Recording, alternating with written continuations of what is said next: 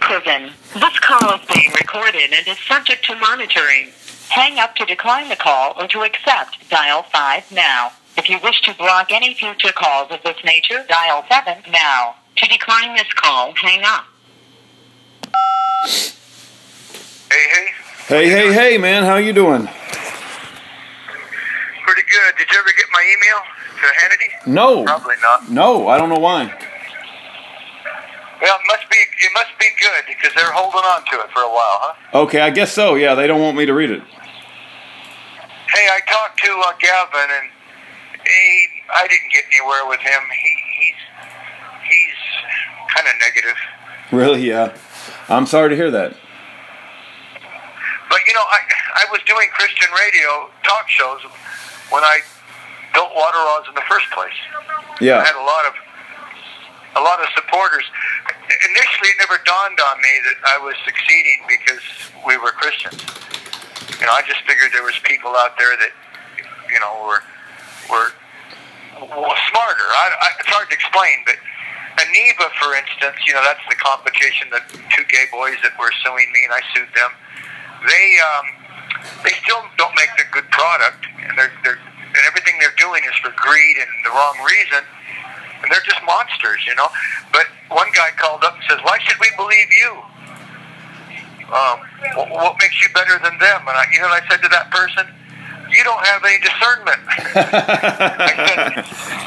I said, "I'll tell you what, I'm more than happy. I don't want your business." I said, "You just go do business with those Beckler brothers. That's fine with me because I don't need you." Yeah. Yeah, well, you know, I think God and God's people don't go around begging, and I'm tired of begging. I simply put the truth out there. If people want to accept it, they accept it. If they don't, I move on. I don't spend a lot of time, you know, begging people to try to do the right thing. It's like, you know, here's the truth, and here's what I believe, and here's why I believe it. I hope you believe it too. And if they don't, it's like, okay, well, have a good day, you know. Beth told me, she said, "I'm having a hard time. People think you're guilty because you're in there." Yeah, there you go. Yeah, it's like that naysayer that was harassing me there. Yeah. On that ozone article that you sent me, I'll answer it in a few days. I just haven't had any extra money to sit down and type. That was bogus. Really an attack on ozone, you know. Okay. Yeah. This call is from a federal prison. You still there? I'm here. Yep. It got real quiet. One of the things you said in your ozone article, you talked about it's poisonous if you breathe too much of it, you know? Yeah, I have one, a killer model that makes a gram a minute, and it makes so much ozone you can kill people with it, for real. Yeah. But to run, I had thousands of people running them all night in their rooms. The small ones that I used to make. Yeah. And if you breathe small amounts of it, it breaks down the tar and nicotine in your lungs. Like from all those years of smoking.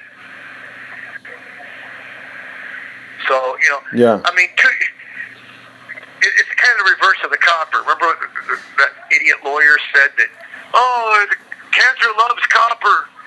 Well, you know, in that case, too much copper killed the cancer. But literally, too much ozone could hurt you. Well, too much water can hurt you, right? Anything in too much can hurt you, I guess. Yeah, you can drown in your pool, and there's oxygen in water. How come you can't breathe it? Right. Yeah. I got you. Yeah. I'm agreeing with you. Well, hey, I wanted to share with you real quick. I did speak to Broden. He did get packages from Dennis and Guy, so that's very good. I told him that you said, you know, thank you, and you appreciated everything he's done. So that message was delivered, and you know, he's just a very busy guy. He has a lot of family, and this is a family time of the year for him. Plus, he's a preacher, and he's very much in big demand. But anyway, man, I wish he would have. I wish he would have told me how the meeting went, or you know what's happening. You know. Yeah. I know he's trying to help. Well, I'm sure he'll tell you if he, when you talk to him next. But I'm sure my impression is it went like every other time I've delivered a message. I deliver a message, and they look at me and smile and polite, and then you separate ways, and you long silence. But I hope somebody is looking into. I will say this: there's another guy on our website named Schaefer Cox, and a very popular vlogger has picked up his story, and he promoted the website that you're on, and so I expect that to get like thousands. It got like 15,000 views just in the past 24 hours. And when they go to that website, they're not only going to see Schaefer Cox, which is another innocent man in prison, but right next to Schaefer Cox is your picture. And so I expect you're going to get some overflow traffic from people investigating Schaefer Cox, and I hope they look at your case as well, That's good. That sounds exciting. Yep. Anyway, Chan told me he emailed Pastor B a letter. I didn't see it first, of course, and Dennis is a little rogue. But if copper is made wrong, it causes constipation and it causes some serious problems. So far, nobody's complained about Chan's copper. But the reason I think it falls out of solution. Remember I told you could use the zinc or the calcium metal when you're making it to remove all the acid to bring it to neutral? Yeah. Well, I used to do that. I used to do that cold. I never used any. I didn't heat it up. The process just worked naturally cold. And he did what I told him to do, but he turned the heat up on it. And I think he removed so much hydrogen from it. He took too much acid out of it. Because sometimes what I would have to do is actually add a quarter cup of hydrochloric acid all right. to 1,000 gallons. So. First off, I think Guy's going to come online here fast now because he's got the lawsuit behind him and he's got the wind at his back. And I think if we can figure out what funding, we still got four radio stations counting lambs that are going to help us raise money. I went over the different programs of all these radio stations. So I think we need to move forward doing something just to get going. Derek's ready to start building it, and Jeremiah said he would, if he had the money, he'd jump in and get it done. So I think we're okay. But as far as Chan's concerned, if you take poisonous copper, it instantaneously you can't eat. You can't go to the bathroom. It constipates you. I haven't heard any horror stories yet, so knock on wood. Yeah.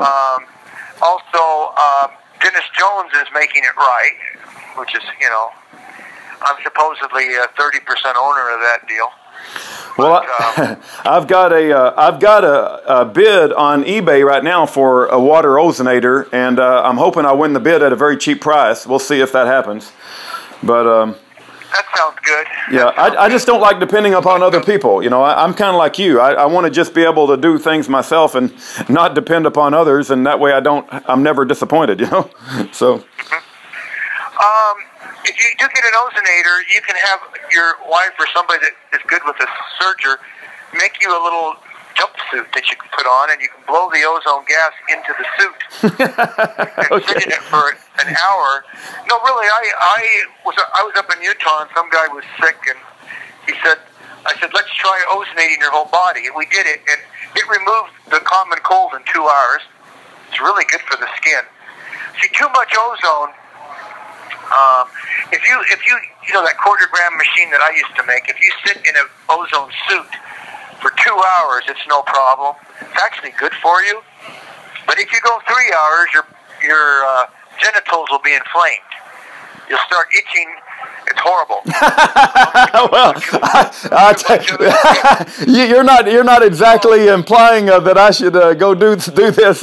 You're not encouraging me to sit in a suit. Actually, I just told you 2 hours is actually good for you. It makes you feel great. Okay. It's the third hour. I see. The third hour can become an itching problem. I'm not interested in having inflamed, itchy genitals. That's not my goal. But I'll make it. You're missing the point. Okay. You can ozonate an arm or a leg for 4 hours with no itch, and it got rid of a brown recluse bit me on my ring finger on my left hand. They were going to have to amputate my hand. It's a serious. Wow. I amputated my hand in a bread bag for 4 hours, and it got rid of the venom. Wow. See what I'm saying? Yeah. That's good. That's good. Ozone has some really great things it does, you know? Yeah. There's a book you ought to try to order, if you can, for yourself. It's called Oxygen Therapies by Ed McCabe. I sold 1 million copies. This call is from a federal prison. And Abe was a friend of mine until I started making ozonators. He charges $2,400 for his. But see, what I didn't go around making claims. Even Ken Thiefold was saying it's a cure for cancer. It's not. I know 100 ways. That's just not the way I would cure cancer.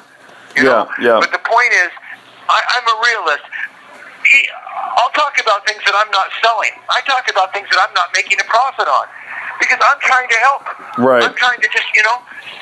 And if ozone's good for something, like it really makes you not age.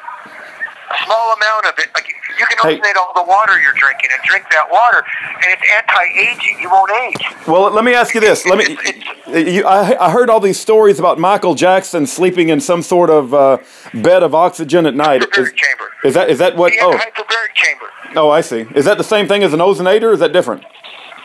No. That's where they take the pressure up to 99 pounds per square inch. But that's really interesting that you mention it, because if you feed pure oxygen into a hyperbaric chamber like he had, and you raise the oxygen levels up, and you take the pressure up to 99 pounds per square inch, everything that breathes nitrogen, all cancer, all viruses, even the flesh-eating virus, everything dies within 2 hours. It 100% is a cure for. You could have put Jobs in a hyperbaric chamber, took it up to 90 pounds, fed some oxygen in there, and you could have cured him of the disease that he died of. Yeah. Hyperbaric 100% will cure cancer in 2 hours. Any cancer and all cancers can be cured in 2 hours. Wait. What if you have like cancer of the prostate or the liver that's deep inside your body? Yeah, any cancer anywhere in the body, it's cured in 2 hours in a hyperbaric chamber. That's one of those things that they've hidden from you. I see. Okay? So, if I had cancer and I was terminal, I would fly to one of these, I'd fly to a country that has like the scuba diving. The tourists go there and go scuba diving. Yeah. Because every one of those countries has what? They have a hospital. And every one of those hospitals has a hyperbaric chamber that is used for, if a diver gets the bends, they fly you to the hospital, they put you in that chamber to cure you of the bends. You know, if you come up faster than your bubbles, you get the bends. It's fatal. You understand what I'm saying? Yeah. So a hyperbaric chamber, they have one there. They charge $100, you know? Wow. So you could fly to Belize with your tumor, climb in a hyperbaric chamber, give the guy an extra $100 if he feeds some oxygen in there, and Gates could have been cured, or Jobs could have been cured. Yep. I got you. I have a photographic memory on some things. I just remember things, you know? Yeah. I believe it. You know, there was one of the space shuttles, and there was one of those astronauts that was really outspoken, and they couldn't control his speech, and he got in one of those NASA, space shuttle things, and it had a hyperbaric kind of atmosphere, high oxygen, and it lit him up. There was a spark, and it lit up like a firestorm and burned him up. I can't think of the astronaut's name right now, but... Anyway, sounds like they did him in on purpose. Yeah, that was the theory. Kathy Keaton was cured, and she was suing the AMA and attacking the U.S. government, and all of a sudden she went in for a liposuction operation, and she mysteriously died. It's a big deal. Yeah. And Steve McQueen was cured by the Laetrile, and they're locking the doors. And to this day, they're blaming the Laetrile for killing him. No, he died because the anesthesiologist they put him under too deeply. Yeah. I got lots of these stories. I did a talk show, Yeah. Remember? I love you. They're locking the doors. Okay, we love you, David. We need to get you out of prison. You're in our prayers. God bless. Bye-bye. God bless you. Bye-bye. Bye-bye. And it was Gus Grissom in Apollo 1 mission, I believe. And there's a lot of thoughts that Gus Grissom could not be controlled, and he was speaking negatively about the space mission.